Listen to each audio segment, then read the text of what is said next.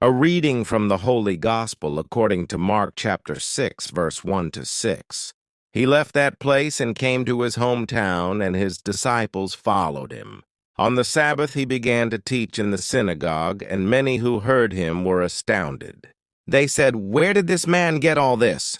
What is this wisdom that has been given to him? What deeds of power are being done by his hands?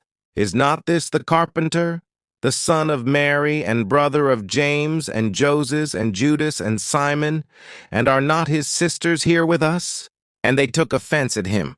Then Jesus said to them, "Prophets are not without honor, except in their hometown, and among their own kin, and in their own house." And he could do no deed of power there, except that he laid his hands on a few sick people and cured them. And he was amazed at their unbelief. The Gospel of the Lord.